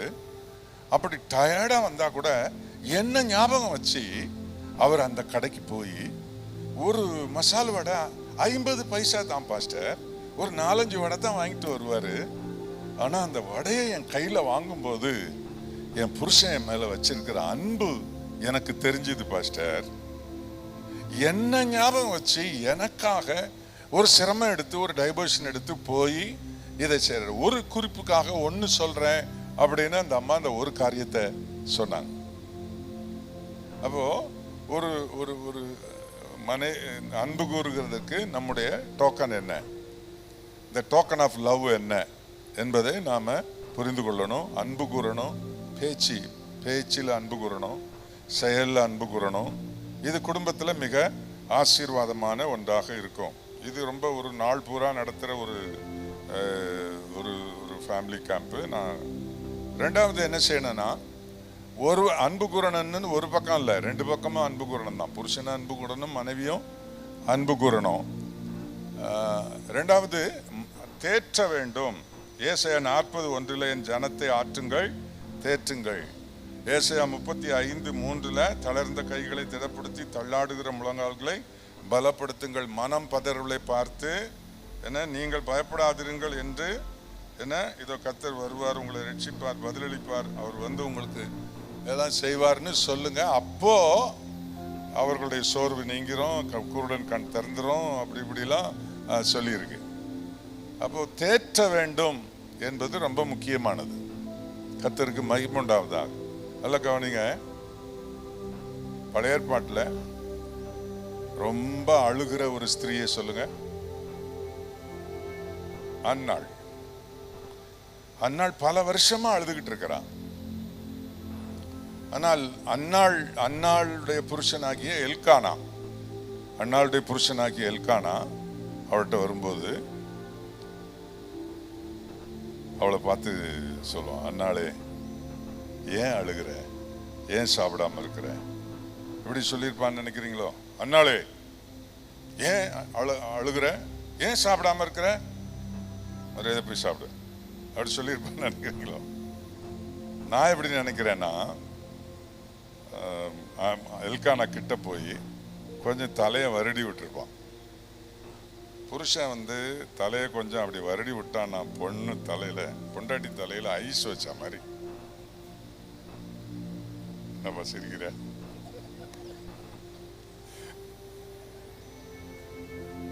சில அது உங்களுக்கு தான் தெரியும். ஏன்னா நான் என்னுடைய மனைவி ரொம்ப கோபமா இருந்தா அப்படி போய் தலையை வருன்னா அப்படி என் கையை பிடிச்சிக்கிடுவா. அதோட எல்லாம் அழுகெல்லாம் சரியாயிரும். ஏமா அழுகிற, ஏன் இப்படி சாப்பிடாமலே இருக்கிற? நான் என்னைக்காவது பிள்ளை இல்லைன்னு உனக்கு சொல்லியிருக்கேனா? நான் 10 பிள்ளைக்கு சமம். நான் இருக்கிறேன், நீ கவலைப்படாத. இப்படி சொன்னா குடும்பம் எப்படி இருக்கும் யோசித்து பாருங்க. ஆண்களுக்கே எல்லாம் சொல்றேன்னு நினைச்சுக்கிடாதீங்க. ஆனா இதுதான் பிராக்டிக்கலா நடக்க வேண்டிய விஷயமாக இருக்கிறது. புத்தியுள்ள ஸ்திரீ தன் வீட்டை கட்டுகிறாள்னு சொல்லியிருக்கு. அவளுக்கு அனுகூலமா இருக்கிற குடும்ப தலைவன் மனைவியை தேற்ற வேண்டும் இல்லையா? அழுதுகிட்டு இருக்கும்போது இன்னும் கொஞ்சம் அழ வைக்கிறதுக்கு ஏதுவாக காரியங்களை செய்யாம தைரியப்படுத்தணும். நிறைய அதுக்கு வசனங்கள்லாம் இருக்குது. அடுத்த குறிப்பு போடுறேன் பாருங்க.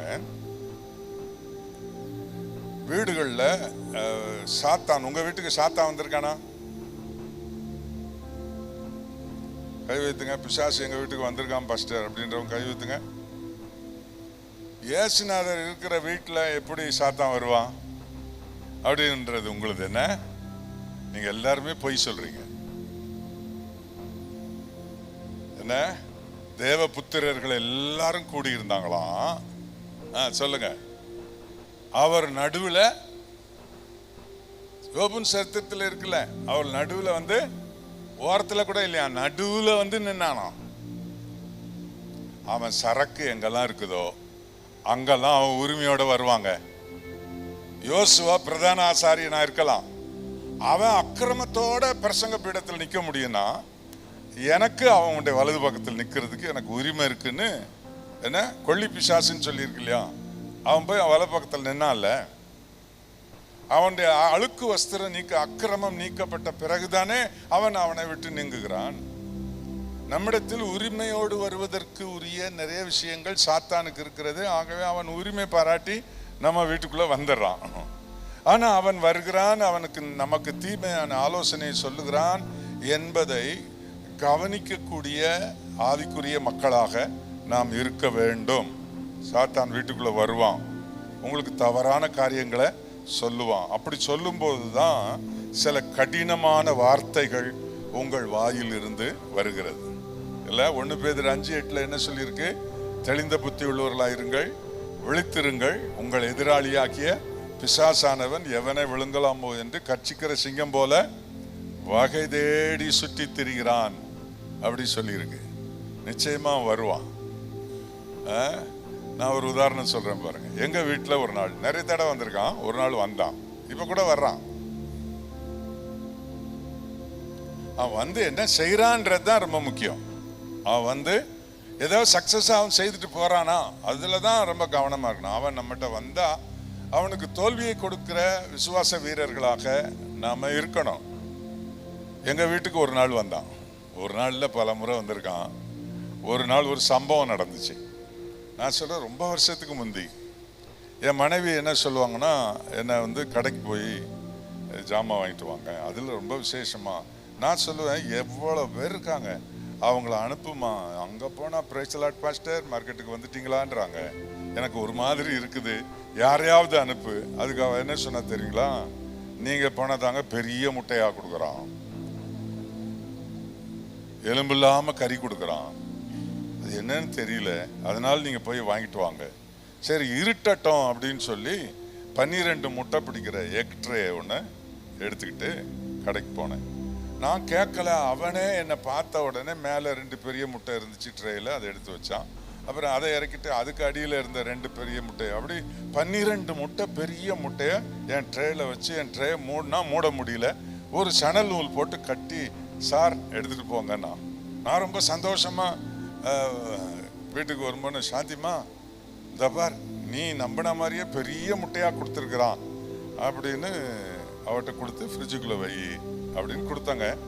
என் கையில இருந்து ஃப்ரிட்ஜு அந்த தான் இருக்கு, அங்கே கொண்டு போகிறதுக்குள்ள போட்டு 12 முட்டையும் உடைச்சிட்டான்.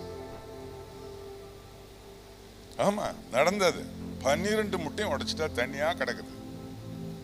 இப்போ சாத்தான் வந்தான், என்கிட்ட சொன்னான், அறிவு இருக்காடின்னு கேளு அப்படின்னா. உங்களுக்கு வந்தானா தெரியாது, எனக்கு வந்தான், அறிவு இருக்காடின்னு கேட்க சொன்னான். நான் அமைதியில் இருந்தேன். அவன் சொல்றது நியாயமா தான் எனக்கும் பட்டுச்சு.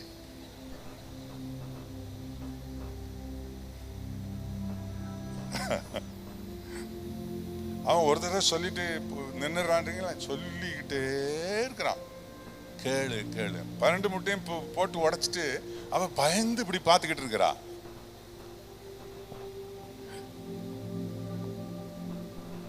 ஆவியானவர் உள்ள இருக்காருல்ல, அவர் வந்தார், சொர்ணராஜ். அந்த நாட்கள்ல ஒரு முட்டை 10 பைசா, 2 ரூபா எடுத்துட்டு போனா ஒரு ட்ரே ஃபுல்லா முட்டை வாங்கிட்டு வந்துடலாம்.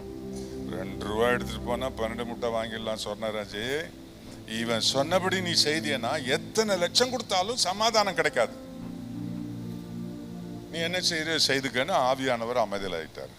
இவன் தொடர்ந்து சொல்லிக்கிட்டே இருக்கிறான், கேளு கேளு கேளு, கண்ணை முன்ன வச்சுக்கிறியா, கண்ணை புதடியில வச்சிருக்கியான்னு கேளு அப்படிங்கிறான்.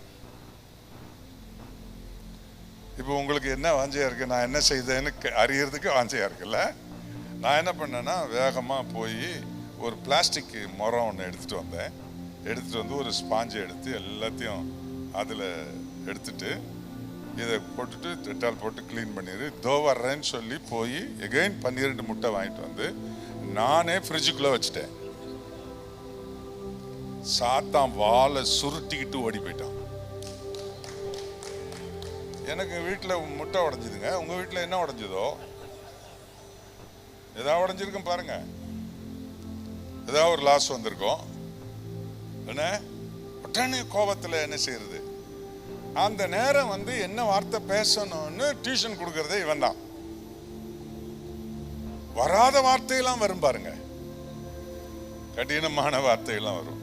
எத்தனை பேருடைய வீட்டில் அப்படி நடந்தது யோசிச்சு பாருங்க. ஏதோ ஒரு நஷ்டம் வந்துச்சு பாருங்க. இந்த ஏவாள் அம்மா அந்த கனியை பறிச்சு புசிக்க சொல்லி சாத்தான் சொன்னதுக்கு கீழ்ப்படிஞ்சு அந்த அம்மா புசிச்சு புருஷனுக்கும் கொடுத்ததுனால இப்போ எவ்வளோ பெரியன்னா அந்த அந்த அந்த கார்டன் ஆஃப் ஈடன் வந்து ஆதாமுக்காகவே டிசைன் பண்ணப்பட்டது. அதுக்கு பிற்பாடு வேறு யாரும் அதுக்குள்ள அவரை அலோவ் பண்ணவே இல்லை. அவ்வளோ பெரிய ஒரு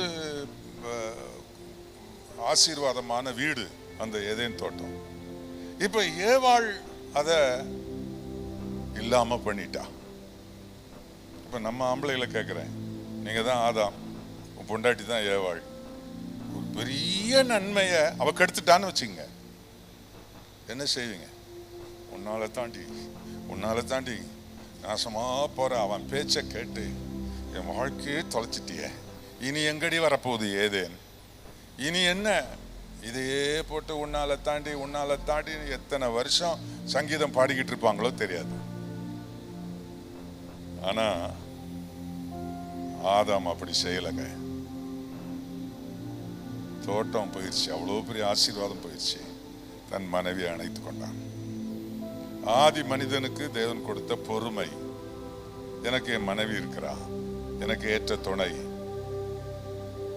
ஆகவே நாம் ரெண்டு பக்கத்துக்கும் இதை எடுத்துக்கொள்ளுங்க.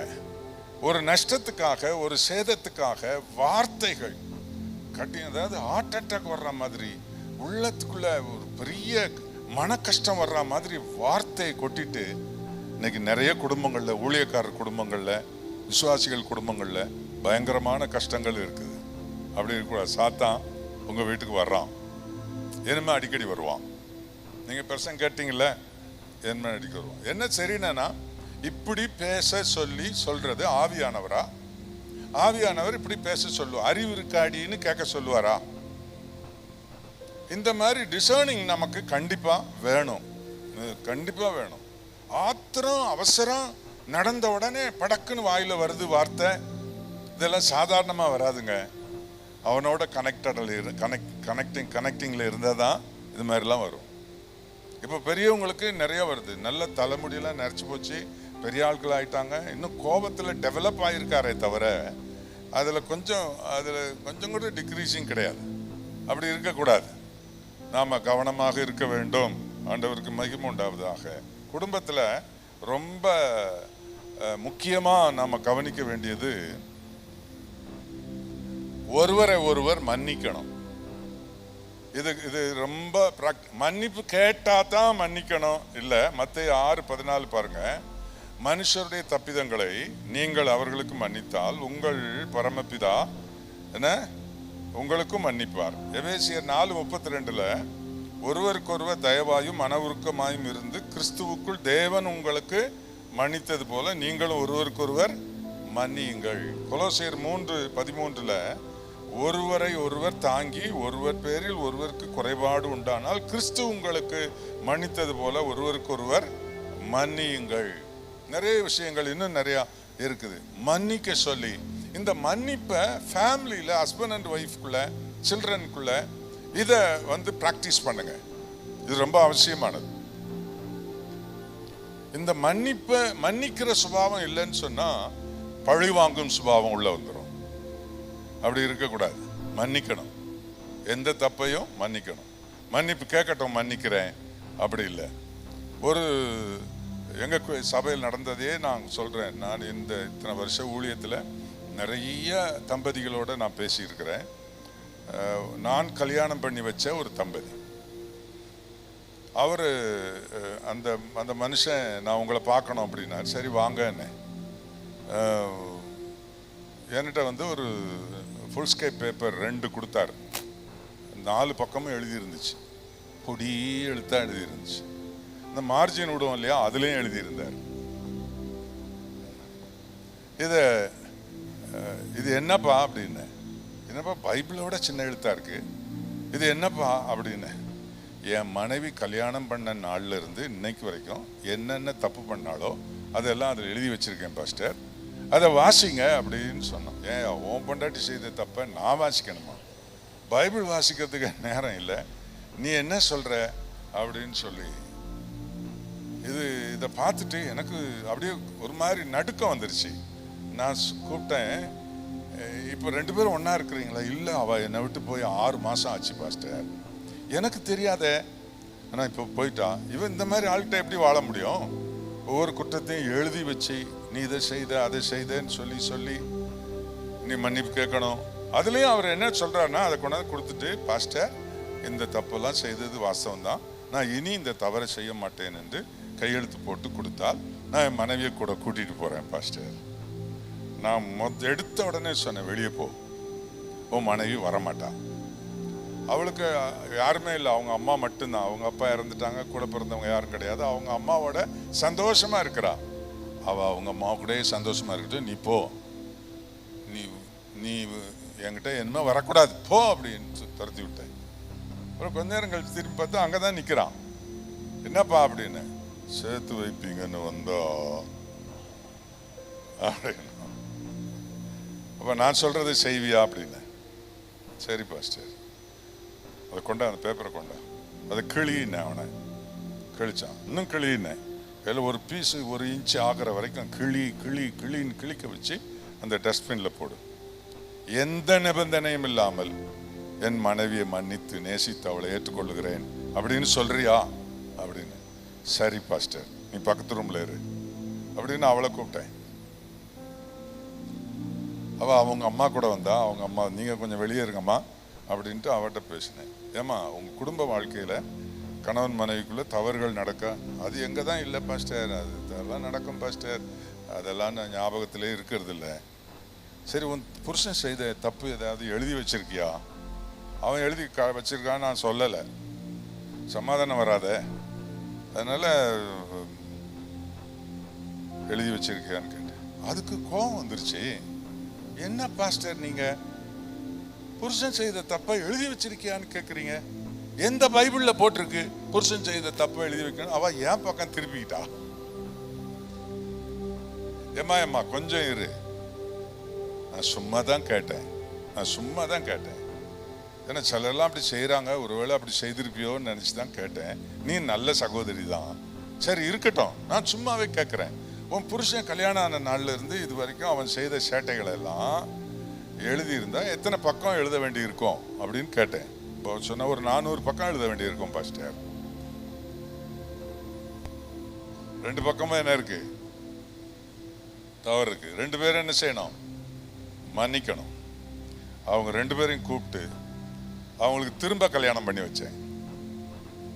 திரும்ப வாக்குறுதியெல்லாம் வாங்கி முழங்கால் போட்டு ஜெபம் பண்ணி அதுக்கப்புறம் போய் அவங்க சந்தோஷமாக வாழ்ந்து பிள்ளைகளை பெற்று வளர்த்தாங்க.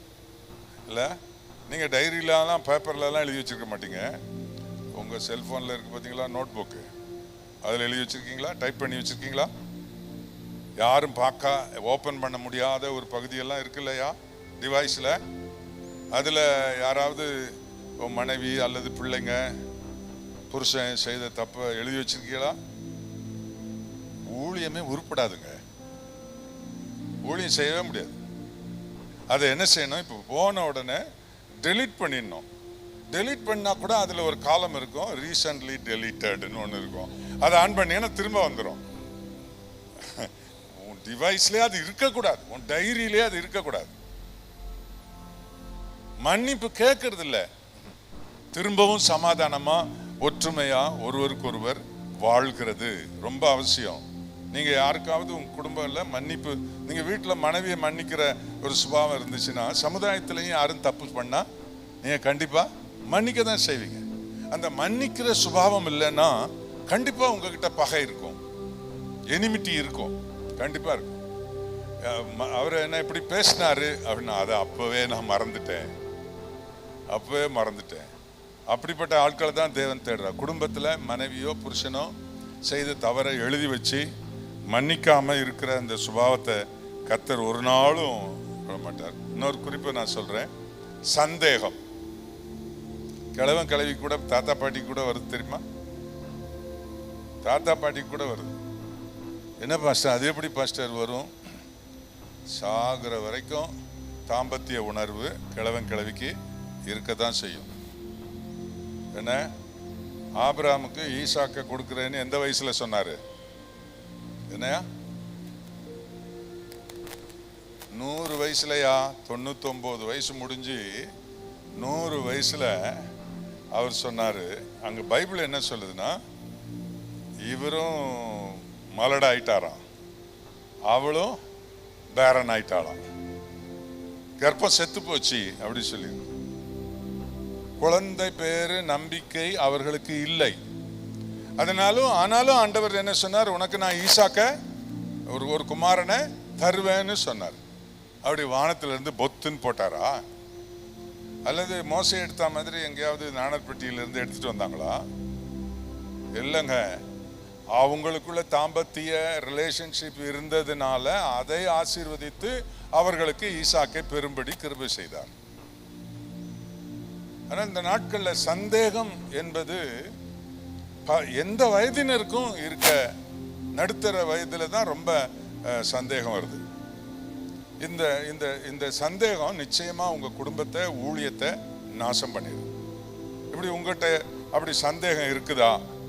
அப்படி இருந்தால், அல்லது அப்படி இருக்கிறவர்கள் யாராவது உங்களோட அவர்கள்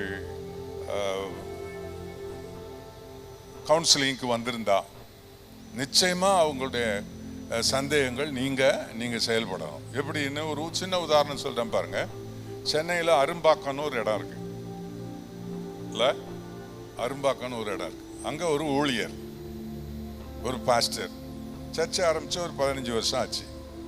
ஆத்துமாக்கள் ஒரு 100-150 பேர் இருக்கிறாங்க. இவருக்கு 2 பிள்ளைகள், ஒரு சின்ன பையன், ஒரு பொண்ணு. இவர் பிள்ளைகளை பள்ளிக்கூடத்தில் விடுறதுக்கு போவார். போயிட்டு 20 நிமிஷத்துல வீட்டுக்கு வந்துடுவார்.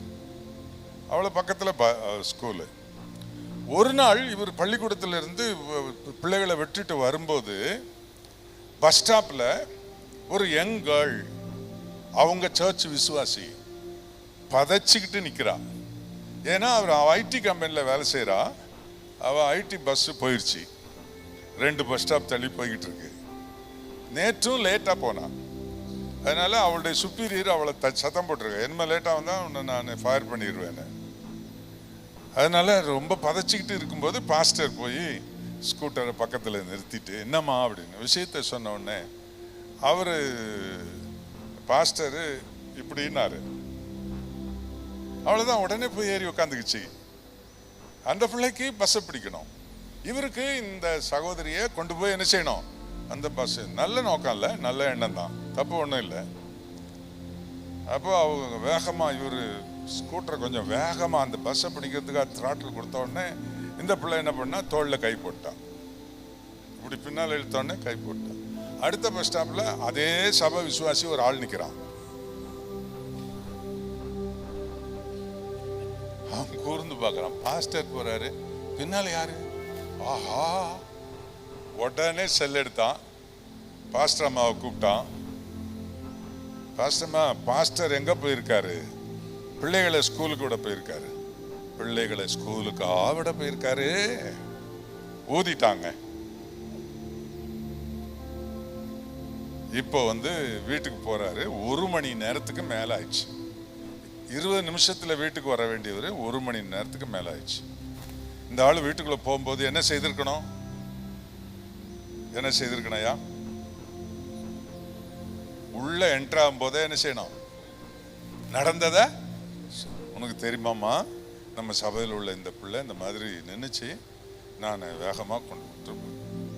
இவர் என்ன பண்ணாரு, ஒன்றும் சொல்லாம அப்படி பேசாம, இவருக்குள்ள ஒரு வாலிப பிள்ளை ஏற்றிட்டு போகணும்னு சொன்னா நம்மளை ஃபயர் பண்ணிடக்கூடாது. வா அப்படின்னு என்ன நினைச்சாரு தெரியல. அவர் ரூமுக்குள்ள போனோடனே அவ கேட்டிருக்கான், ஏங்க ஏன் லேட்டு அப்படின்னு கேட்டிருக்கான்.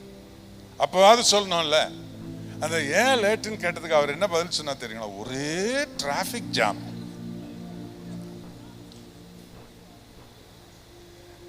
அந்த நாட்கள்ல செல்லுல கேமராலாம் கிடையாதுங்க. ஏன்னா இப்பெல்லாம் என்ன செய்வாங்க, கிளீனா பிடிச்சி, அது நல்லா தான் இருக்குது, போலீஸுக்கும் அது ரொம்ப உதவுது. அந்த அம்மா கேட்டுச்சு, பாஸ்டர் அம்மா டிராபிக் ஜாமா வேற ஏதாவது ஜாமான்னு கேட்டுச்சு. கேப்பால அவ கேட்டா, ஆமா இது எத்தனை நாளா நடக்குது கேப்பா இல்லையா? எத்தனை நாளா நடக்குது? என்கிட்டே இவ்வளவு செய்துட்டு பொய் சொல்ற ஆளு நீ. இவர் சொன்னாரா, நான் பாஸ்டர், நான் அப்படிலாம் தப்பு பண்ண மாட்டேன். ஆமா பாஸ்டர் தான் நீ. நடந்தது இவ்வளவு. அதாவது குடும்பத்துல எல்லாரும் டிரான்ஸ்பரண்டா இருந்தா சந்தேகம் வர்றதுக்கு வாய்ப்பே இல்லை, வாய்ப்பே இல்லை.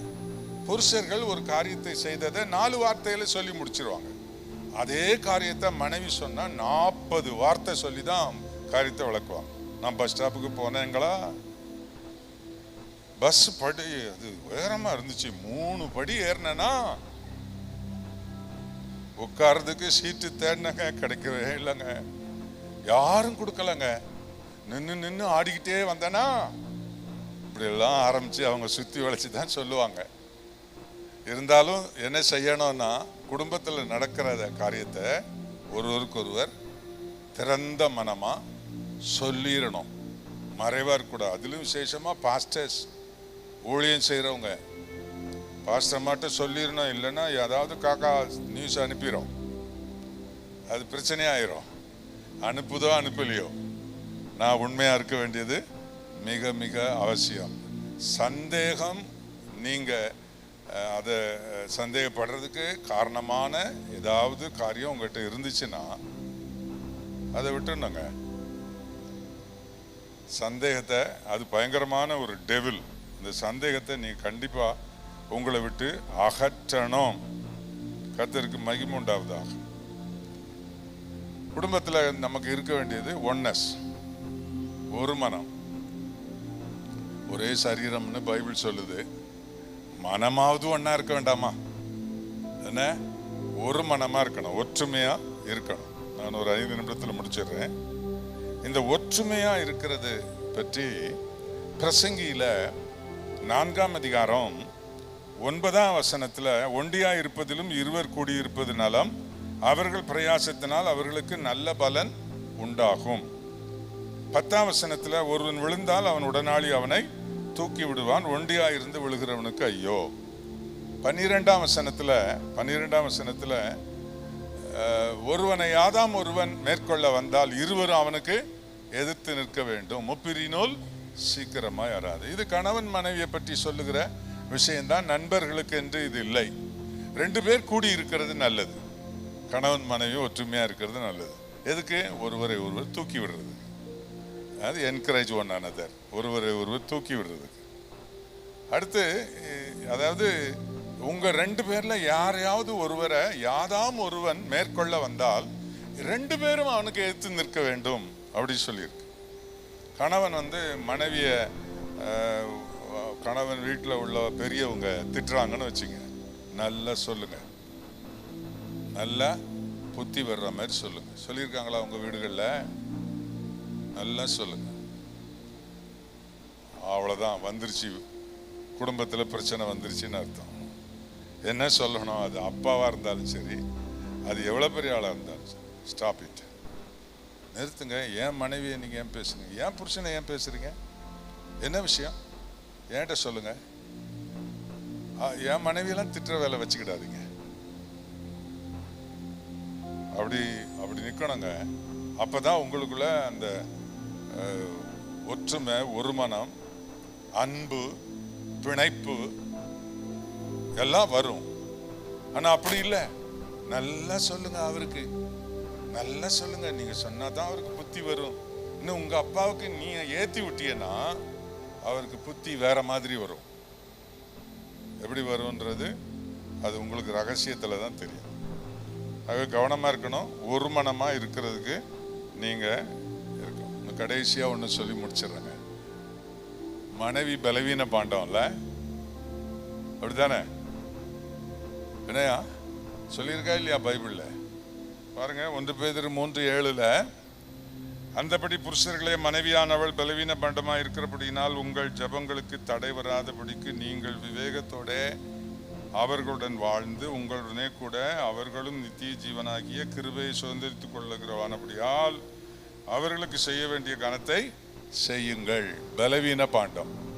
நான் என்ன சொல்றேன் அப்படின்னா, ஒரு சின்ன தலைவலி வந்த உடனே அந்த தைலத்தை எடு, இந்த தைலத்தை எடு, பூசு, ஒத்தலம் கூடு, சுடுதண்ணி ஒத்தலம் கூடு, அப்படி இப்படின்னு, ஐயோ அப்பா இன்னும் இவரு. ஆனால் இவளுக்கு தலைவலி இருக்கும், தும்மல் இருக்கும், ஜுரம் இருக்கும், பாடி பெயின் இருக்கும், சமையல் ஒழுங்காக நடந்துடும், வீட்டுக்காரியெல்லாம் ஒழுங்காக நடந்துடும், எல்லா வேலையும் செய்வோம்.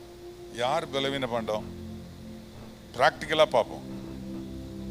பெண்கள்லாம் ரொம்ப ஸ்ட்ராங்க, ரொம்ப ஸ்ட்ராங். ஆமாவா இல்லையா? ஆமா. ஆனா பைபிள் பொய்யாகுமா?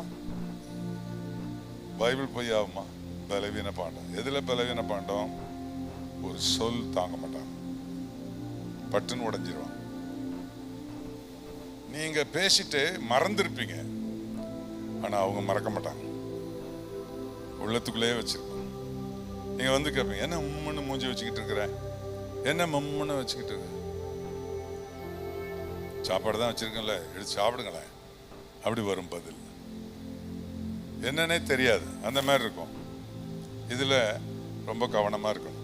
ஒரு நாள் நான் எங்க சபையில் உள்ள ஒரு விசுவாசியை குடும்பமா பைபிள் காலேஜுக்கு அனுப்பி படிக்க வச்சு அவங்களுக்கு ஒரு ஊழிய ஸ்தலம் கொடுத்து ஊழியெல்லாம் வளர்ந்து வந்து ஹெல்ப் எல்லாம் பண்ணி பல லட்சங்கள் அவங்கள இன்வெஸ்ட் பண்ணியிருக்கேன்.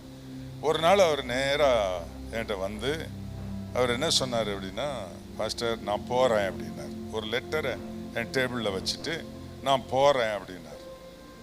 யோ எங்கேயா போகிறேன்? நான் ஊழியத்தை விட்டே போகிறேன் அப்படின்னா.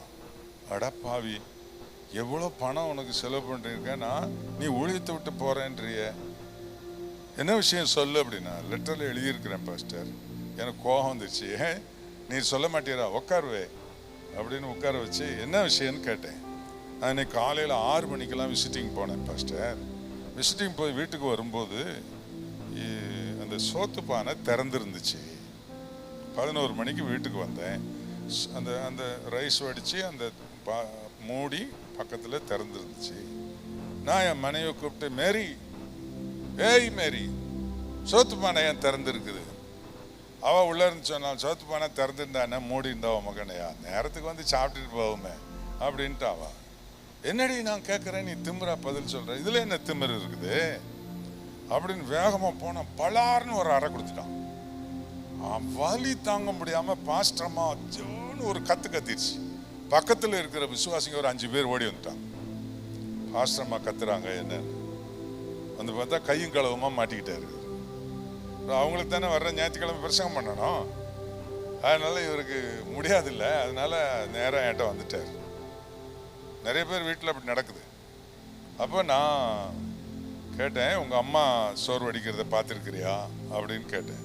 பார்த்துருக்கனே, என்ன செய்வாங்க, வடிப்பாங்க என்னாரு. யோ, சோறு வடித்தா மூடி வைக்க மாட்டாங்கய்யா, மூடியை திறந்து வைப்பாங்க, அதிலிருந்து அந்த ஆவி போய் அது வெளியே போயிடணும், அப்போ தான் சோறு கெடாமல் இருக்கும். அந்த நாட்களில் இப்போ வடிக்கிறதெல்லாம் இல்லை, அந்த நாட்களில் கெடாமல் இருக்கும், அதுக்காக அப்படி செய்வாங்க. ஆமாம் பாஸ்டர், எங்கள் அம்மா கூட அப்படித்தான் செய்வாங்க பாஸ்டர் அப்படின்னார். அட புத்தி கட்டவனே, இப்போ என்ன செய்யறது பாஸ்டர்? ஐயா, பொண்டாட்டி அடிச்சுட்டு வந்துட்டு என்கிட்ட என்ன செய்யறதுன்னு கேட்குற? என் மனைவி எனக்கு ஒரு ரகசியம் சொல்லி கொடுத்துருந்தாங்க. நான் கேட்டேன் என் மனைவி கிட்ட, என்னதான் விரும்புறீங்க புருஷன்கிட்ட, நீங்க ரொம்ப அதிகபட்சமா விரும்புறது என்ன அப்படின்னு கேட்டேன். அவ சொன்னா, அதாவது இப்போ நான் சாந்தி, என்ன சாந்தி அம்மா இல்லை, சாந்திமான்னு கூப்பிட்டீங்கன்னா அது அந்த செல்லமா கூப்பிடுறது ரொம்ப நல்லா இருக்கும். க்ளோரினா க்ளோரிமா, மேரிமா அப்படின்னா நல்லா இருக்கும். நான் அதுல இருந்து அப்படி கூப்பிட ஆரம்பிச்சேன். அவ கிண்டல் பண்ணா, உனக்கு கிண்டலா இருக்குல்ல அப்படின்ட்டு. அதுக்கப்புறம் சாந்திமா, சாந்திமா, என் மனைவி பேர் சாந்தி. அந்த வித்தையை இந்த ஆளு கற்றுக் கொடுத்தேன்.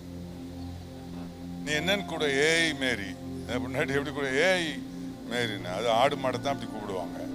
நீ என்ன மனைவியும் அப்படி கூப்பிடுற, இன்னையிலேருந்து அப்படி கூப்பிடக்கூடாது. இந்தா பணத்தை வச்சுக்க, உன் மனைவிக்கு பிடிச்சமான ஸ்வீட்டு வாங்கிக்க, நேராக வீட்டுக்கு போ, வாசல்ல நெல்லு, உள்ள போவாத, வாசல்ல நெல்லு, வாசல்ல நின்றுட்டு என்ன சொல்லு, மேரிமா அப்படின்னு கூப்பிடு. அவ வந்து ஒரு தடவை கூப்பிட்ட உடனே அவ பதில் கொடுக்க மாட்டா. நீ கொஞ்ச நேரம் அமைதியில் இருந்துட்டு திரும்ப கூப்பிடு, என்னங்க அப்படின்ட்டான், நான் ஜெயிச்சிட்டேன், நீ ஓடு. அதே மாதிரி இவர் போயிட்டு என்ன மேரிமான் இருக்கு, அவ உள்ள உட்காந்துக்கிட்டு, என்ன இப்போதான் 2 மணி நேரம் தான் ஆயிருக்கு நடந்து, என்ன இவ்வளோ கோபமா போனாரு, இப்போ இவ்வளோ பணிவா வந்திருக்காரு அப்படின்னு அவ யோசித்துக்கிட்டு இருக்கும்போது 2வது மேரிமான் உடனே அவ என்னங்கன்ட்டா. உண்மையா நடந்ததுங்க. ஊழியக்காரரு ஓடி போய் இவர் முட்டாய ஸ்வீட்டை கையில கொடுத்துட்டு, என்ன மன்னிச்சிருமா. நான் சொன்னேன், மா மட்டும் விடவே கூடாது, என்ன சொன்னாலும் மா மா மா, மன்னிச்சிருமா, என்னமா அப்படி செய்ய மாட்டேமா, இப்படியே. ஆனா கரெக்டா செய்தான் அந்த ஆளு. மன்னிச்சிருமா மன்னிச்சு 2 பேரும் கட்டி பிடிச்சி ஓன்னு அழுதாங்க. அன்னையோட அந்த குடும்பம் சரியாச்சுங்க. இன்னைக்கு பெரிய இடம் வாங்கி ஆலயம் கட்டி நிறைய ஆத்துமாக்களை ஆதாயம் பண்ணி அசம்பிளிஸ் ஆஃப் காட் ஸ்தாபனத்தில் ஒரு போதகராக இருக்கிறார். கர்த்தருக்கு மகிமை உண்டாவதாக. அன்பானவர்களே, பெண்கள் எதுல பலவீனம்னா வார்த்தை, கடினமான வார்த்தை அவங்க கேட்டாங்கன்னா வாங்கி உள்ள வச்சுக்கிடுவாங்க, அதுல ரிஃப்ளெக்ட் பண்ணிக்கிட்டே இருப்பாங்க. 1 நாள் 2 நாள் 10 நாள் 20 நாள் சரியாகிற வரைக்கும், அது எத்தனை நாளோ சரியாகிற வரைக்கும். ஆனா இந்த மாதிரி இதமான வார்த்தைகளை பேசினா நிச்சயமா சகோதரிகள் கேட்டு பாருங்க. நீங்க வீட்டுக்கு போன உடனே கேட்டு பாருங்க, உங்க பொண்டாட்டி மார்க்கெட்லாம் கேட்டு பாருங்க, அப்படியாமா அது உண்மையா அப்படின்னு கேட்டு பாருங்க. மனைவி புருஷன் தன்னை செல்லம், யாருமே சரி, அவங்க அப்பா என்ன பண்ணியிருப்பார், இப்படிதான் செல்லமா கூப்பிட்டே வளர்த்திருப்பார். புருஷன் கடினமா பேசுறதெல்லாம். ஆகவே இப்படி குடும்பத்தில் இன்னும் நிறைய விஷயம் இருக்குங்க. இது உங்களுக்கு போதும்னு நான் நினைக்கிறேன். ஏன்னா இதை நீங்கள் மனசில் வைங்க. அதை அவங்க ரெக்கார்ட் பண்ணியிருக்காங்கன்னு நினைக்கிறேன். அதை வாங்கி பாருங்க. ஆண்டவர் நிச்சயமாக உங்கள் குடும்பத்தை கர்த்தர் ஆசீர்வதிப்பார். ஒரு நிமிடம் நம்ம ஜெபம் பண்ணுவோம். அப்படியே கண்களை மூடி நம்ம ஜெபிக்கலாம். கர்த்தருக்கு மகிமை உண்டாவதாக. இயேசுவின் நாமத்தில் அன்பு கூறுகிற அந்த கிருபையை கர்த்தர் நமக்கு தரணும். அதை நம்ம செய்கையில் காட்டணும், அன்பை வெளிப்படுத்தி காட்டணும். கர்த்தருக்கு மகிமை உண்டாவதாக. அது மாத்திரம் இல்லை, ஆண்டவருக்கு ஸ்தோத்திரம். ஒருவரை ஒருவர் தேற்றணும், ஒருவரை ஒருவர் மன்னிக்கணும். சாத்தான் தவறு செய்ய நம்மை தூண்டும் போது சாத்தானை ஜெயிக்க வேண்டும். கடினமான வார்த்தைகள் பேசிடக்கூடாது. கர்த்தருக்கு மகிமை உண்டாவதாக. சந்தேகத்துக்கு இடமாக நடக்கக்கூடாது. சந்தேகத்தை உடனே சரி பண்ண வேண்டும், கிளியர் பண்ண வேண்டும். பலவீனம் ஒரு மனமா இருக்கணும். பலவீனமானவர்களை பலப்படுத்தணும். கிருபையுள்ள தேவனே, இந்த வார்த்தைகளை உடைய பிள்ளைகளுக்கு நாங்கள் சொல்லியிருக்கிறோம். இதெல்லாம் குடும்பத்தில் கை கொள்ளப்படுமானால் எங்கள் குடும்பம் கர்த்தரால் கட்டி எழுப்பப்படுகிற ஆசீர்வாதமான குடும்பமாக இருக்கும். அப்படி தொடர்ந்து இந்த வந்த உடைய பிள்ளைகள் கேட்ட இந்த சத்தியத்தின்படி ஆசீர்வாதமான குடும்பமாக வாழ கிருபை செய்யும். இயேசுவின் மூலம் பிதாவே, ஆமென்.